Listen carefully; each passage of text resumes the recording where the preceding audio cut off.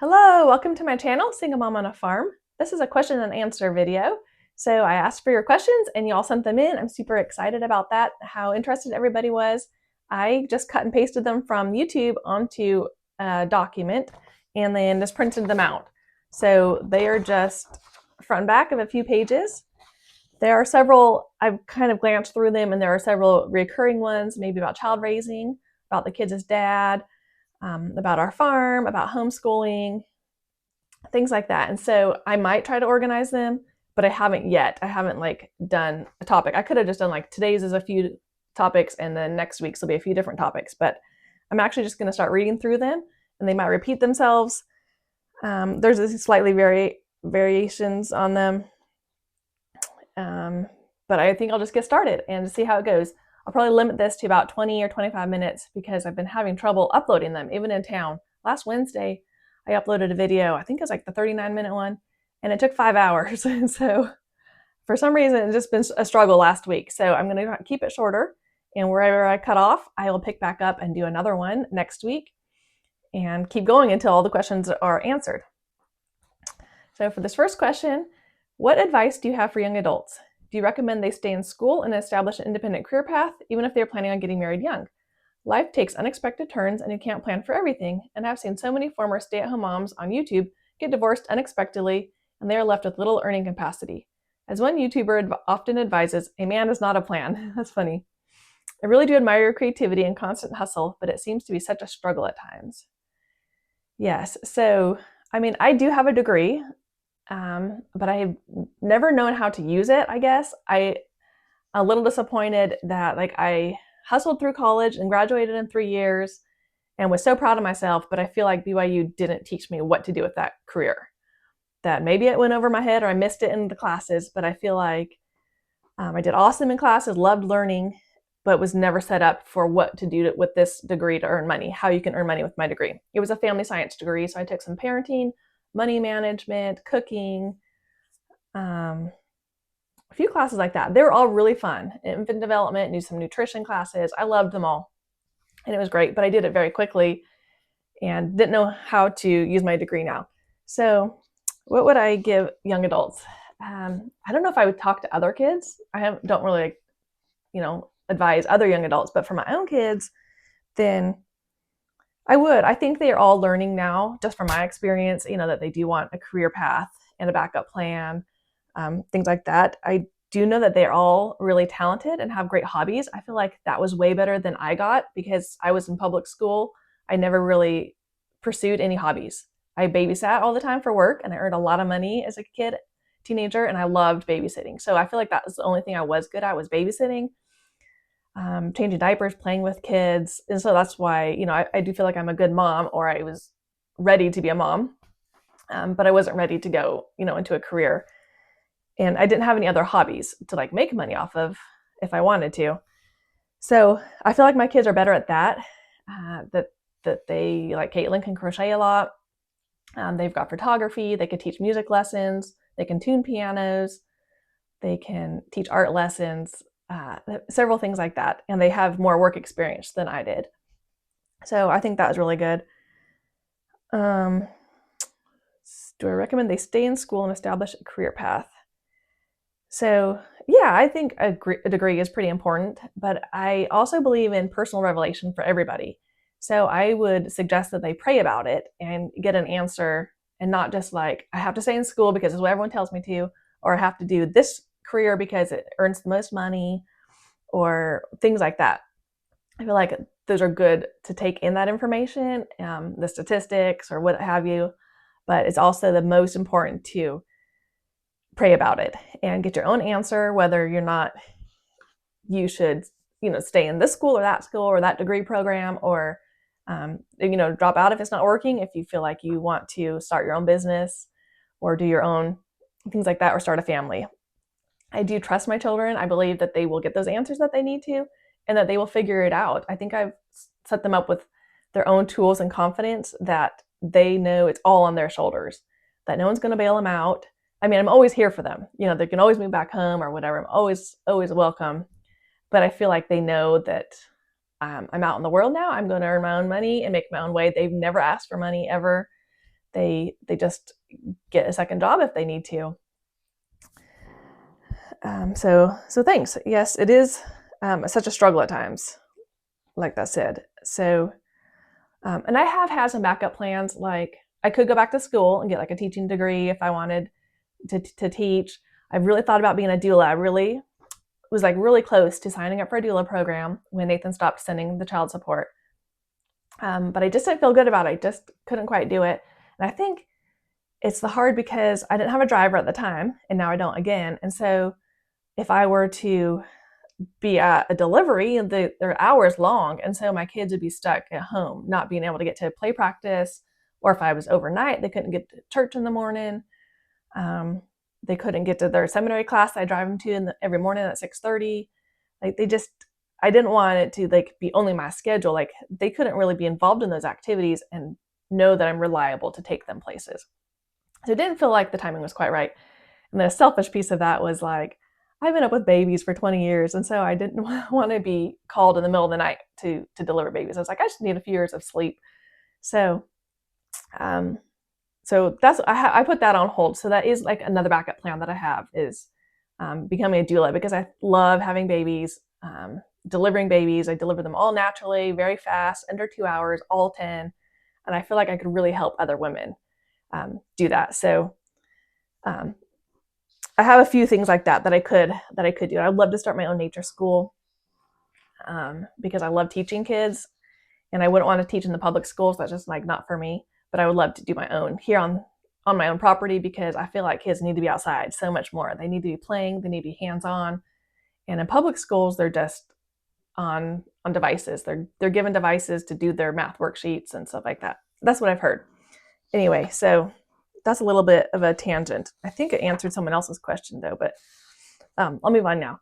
Are you planning on getting another cow or two for milk? And yes, I would love to get another cow. I kept thinking about it. So we did a lot of trips in the fall, not a lot of trips. We did that one Outer Banks trip and the camping trip. So I was trying to like hurry and get some trips in case our friend gave us a cow who works with a lot of cattle and can find one at an auction or know somebody trying to sell one for really cheap. So now that we're kind of done, I think I'm ready to get another cow. Like I really, really miss the milk. It's so delicious. It's the best milk ever.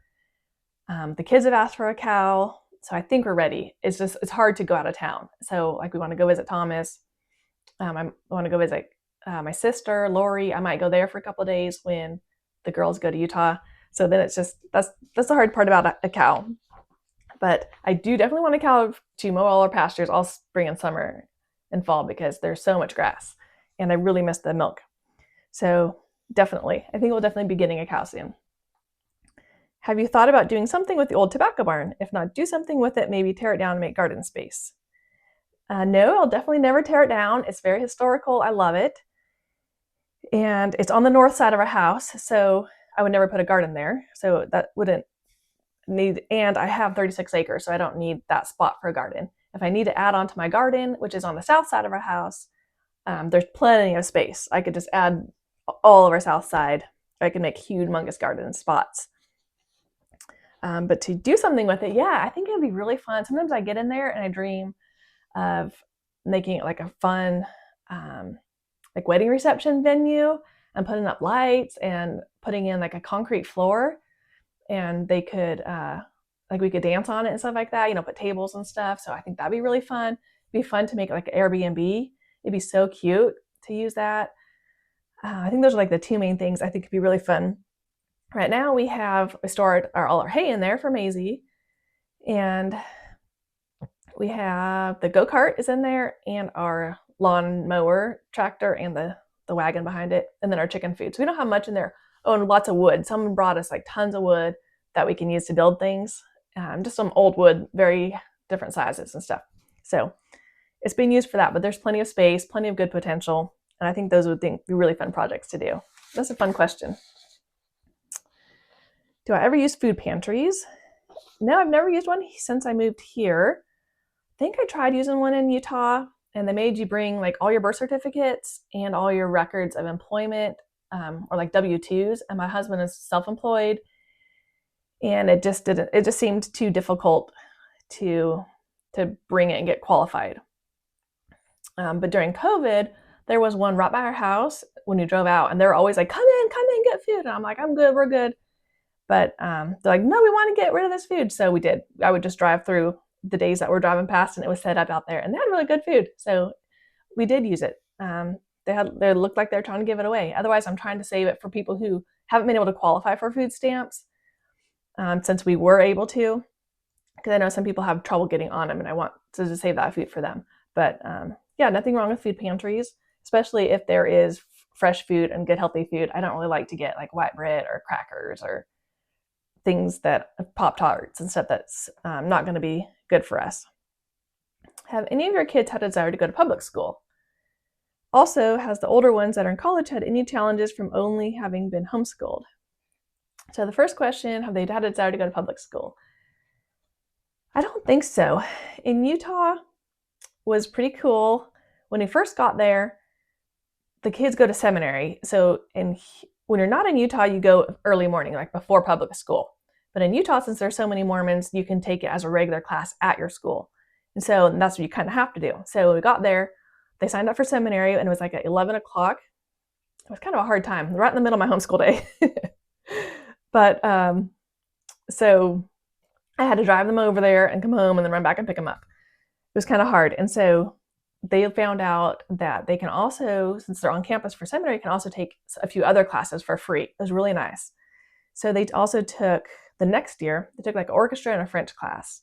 I think Kylie and Madeline did. And so that was cool. So I think they did enjoy that. And so we were there a few years, and so they took a few different classes.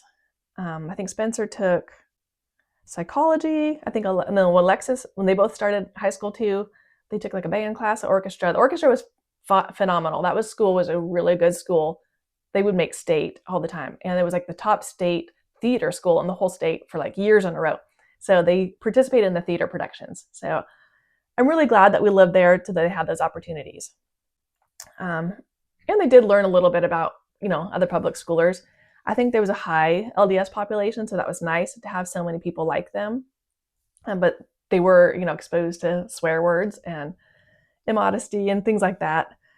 And it was very hard on my homeschool because, like I said, I had to be driving them back and forth. And once they started driving, it was still in the middle of our day. So it was kind of like, when can we do the personal subjects? When can we do the group subject with them? So it had some cons, but I'm glad that they got to go and have that experience, especially for the music and theater. But since we've moved here, nobody's expressed any desire to go to school. I think Thomas was the main one that would have wanted to, because he doesn't have like a boy sibling next to him. He's got a girl above him and a girl below him. And Caitlin's pretty far below him because there's a miscarriage and a stillborn between them. So, but here, I might as well explain this, so we live on the Virginia border in North Carolina. So we'd have to go to Virginia schools, but they're really far away. So they'd have to get on the bus at 7:30 in the morning, get off the bus at 4:30 in the afternoon. And none of them want to be gone all that time. Play practice starts at 5 o'clock. So it would be like, I'd have to pick them up at the bus stop and head right down to town. We could never do errands beforehand or anything like that. So they'd be gone all day. I've told them if they go to public school, they can't be in the theater because it's just too much of our day is gone. We don't want that. It's not our lifestyle. And we looked into going to the North Carolina schools, which is where we do our theater and our church and our post office and the library, the parks, the car shops, everything is in North Carolina.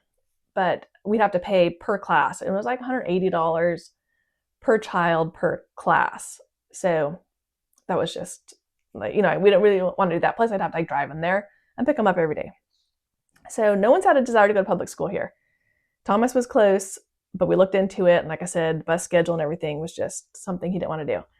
So he taught himself. I think someone does ask about a video for homeschooling curriculum for middle and high schoolers. So I'll have to do that. But he taught himself and learned what he wanted to, and then went off to college early. Same with Alexis. She went off.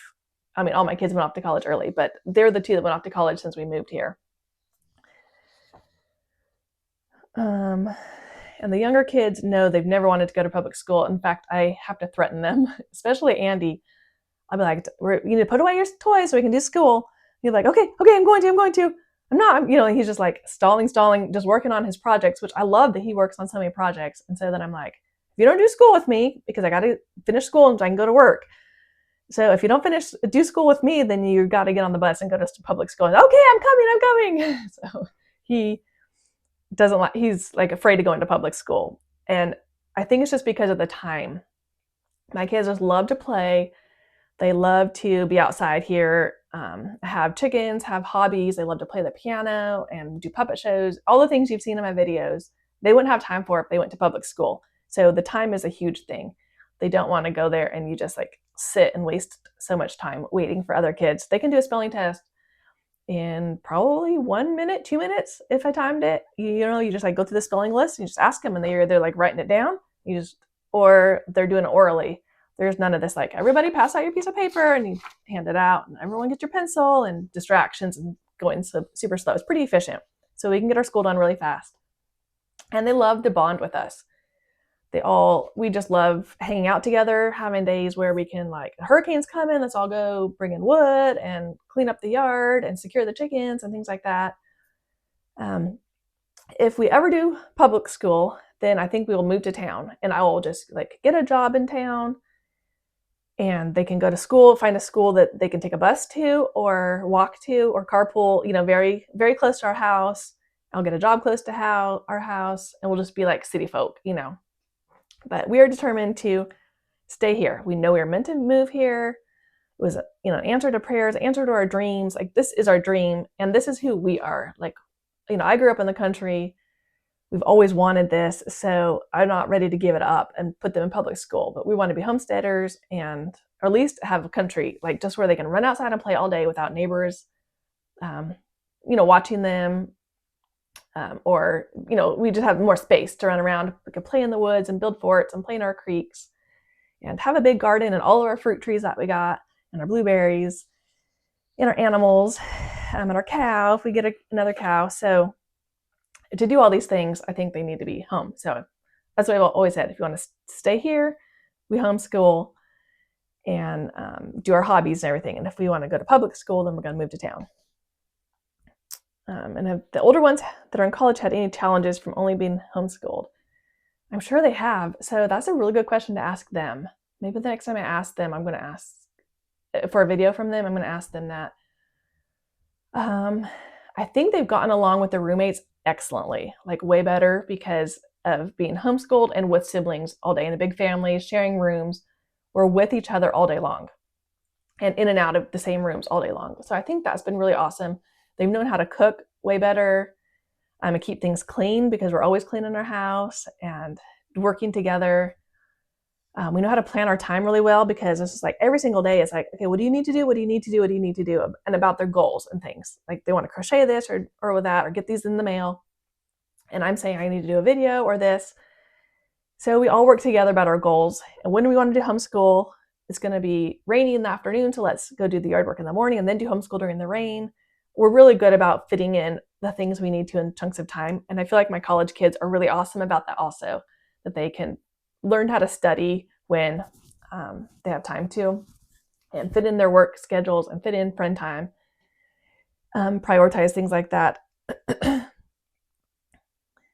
I also feel like, what else are they good at? They're good at knowing how to learn and study and want to pick the classes that suit them, that they're really interested in. They know their own learning style because they were so much self-taught throughout their life. Now, I'm sure there are plenty of challenges. You didn't ask about the non-challenges of being homeschooled, but I told you them anyway. So the challenges, I'm sure there are some. I would probably say like the homework load, like because I haven't given them homework. Like when we're done with school, we're done. I rarely give them assignments to be working on. So I'm sure it was hard for them to keep track of their assignments, but I'd have to ask them. See, how long is this going? What are some goals or plans you have this year? Okay, that's a good one. So Caitlin and McKenna decided to go to Utah to mainly to visit the one cousin that we saw in Florida at Spencer's wedding. They had flown out, that family. And before that, we hadn't really been talking to them a whole bunch, but they reconnected. And so they're determined to go out and play with her, play all their old games. I think she's 10. And Caitlin and McKenna are 13 and 14. But they are determined to go out and play with her and finish all these games, which they sew costumes, dragons, and play and write books and tell stories and stuff, and crochet a lot. So their goals are to earn the money. They have the money and we put it in their savings account, but they just decided to have this goal to save that for their college and other expenses and stuff. And just to see, just for fun, can I earn the money from now until March when we go? To see if we can, just so that they can not touch their money. I think that's a fantastic goal. So that's one of their goals. I have my list of goals. I should have brought it over here. I have a goal to do another overnight hike with Samuel or anybody who wants to go camping a couple of times. I love that. To build the mud kitchen for Tilly. To do really well with our blueberry patch again, earn $300 or $400 with our blueberry patch. I have a lot of monetary goals of just making more curriculum, making more YouTube videos if I'm going to go that route. Do more coaching. I love to coach women. I really want to help potty train and do other things like that for young moms, or help wives in medical school because I went through that. Help budget. So I have little goals like that. What other plans? I would love to take the kids to New England states. We haven't been up there. I have, but they haven't. I was a kid, so I really want to show them. Probably not DC. DC's not that far from us, 5 hours. I might save that for a different trip. But see Liberty Bell in Philadelphia, see Boston, Louisa May Alcott's house, and then so many of the other just historical sites would be fabulous. A lot of the Revolutionary War time period would be really fun. Gettysburg, Niagara Falls. I would love to take them to Niagara Falls also. So a few places like that. So I am trying to figure out how to afford that and save money for that, maybe in the fall. The fall is the best time to leave our farm. We don't have as much crops or anything to do, with our garden and all of our fruit trees, and the yard work is gone way down. So that'd be a great time. Here's another one about how do you support your adult children once they leave home? How do you set your older teens up for success so they don't need a ton of help once they move out? How to navigate college scholarships with homeschooling? How do I support my adult children? So I'm here for them whenever they need it. And I just keep telling them they're doing an awesome job. You've got this. And giving them the chance to learn from mistakes. Same with the question about dropping out of school or something. They are allowed to if they feel that they should. And even if I don't feel like they should, I feel that they would learn them themselves, and then they would go back to school sometime, and then the Lord would work it out if they had faith that the Lord would help them. So I just encourage them to keep praying and getting answers. I'm willing to give tons of advice. I love to help them with their taxes, with their scholarships, with any financial decisions that they have. I love it when they call me for help, but I don't try to preach to them, because I know when I preach to you, then it's kind of forget it. I won't ask your help anymore. How to set them up for success. I feel teaching them the laundry and the cooking and the cleaning, keeping their bathrooms clean and stuff so that they don't get fees is a big thing.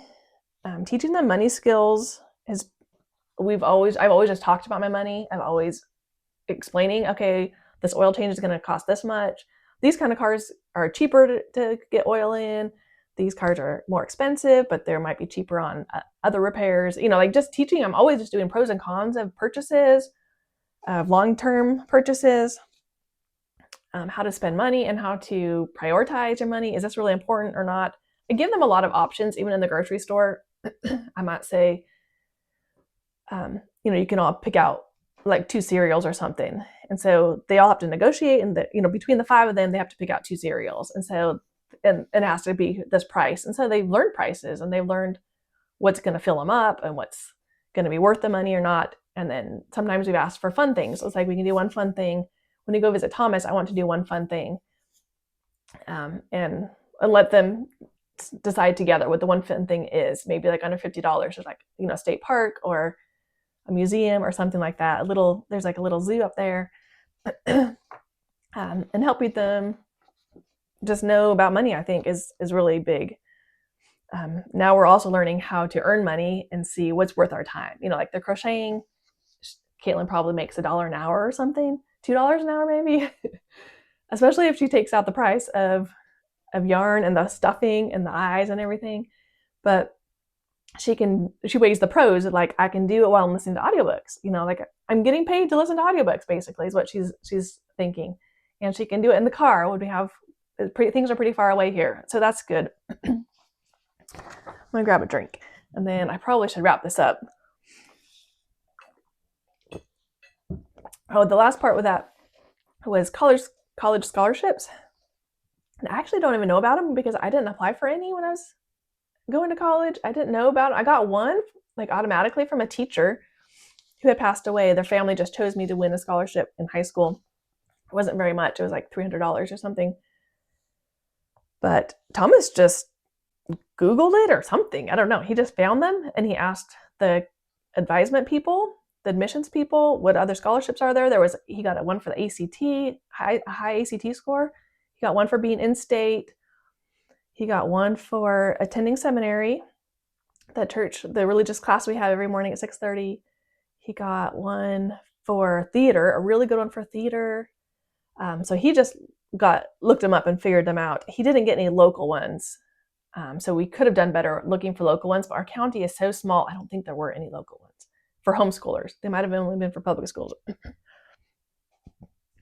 Excuse me.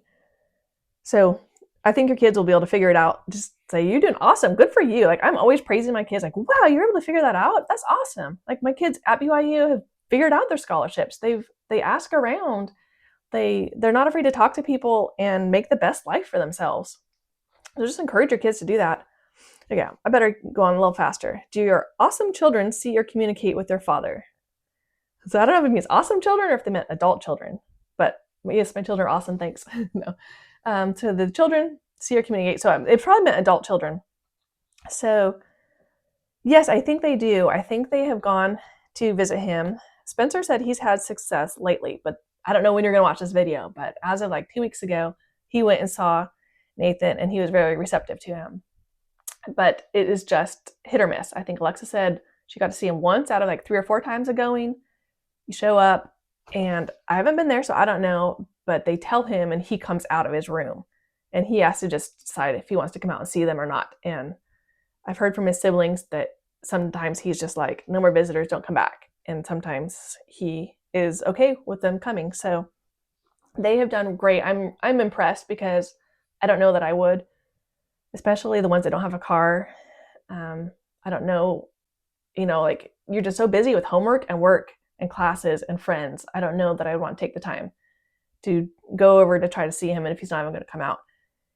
And to see him in that condition and to not get anything from it for yourself, like seeing a friend is usually rewarding. So I'm really proud of them that they want to do that.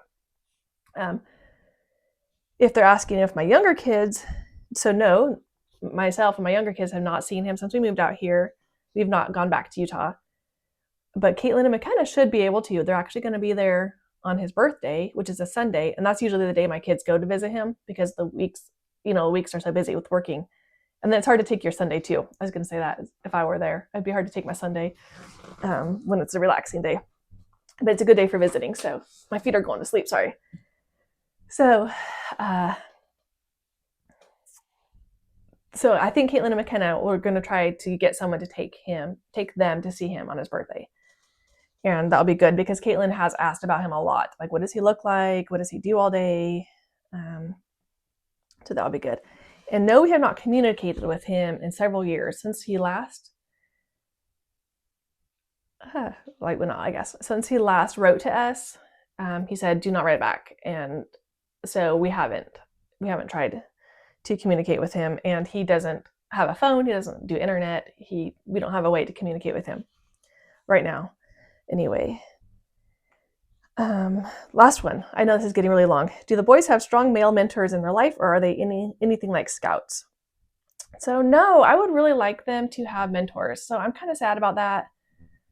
I've asked a couple of times and not really gotten a response. So it's hard to ask versus I wish men would just reach out to my kids.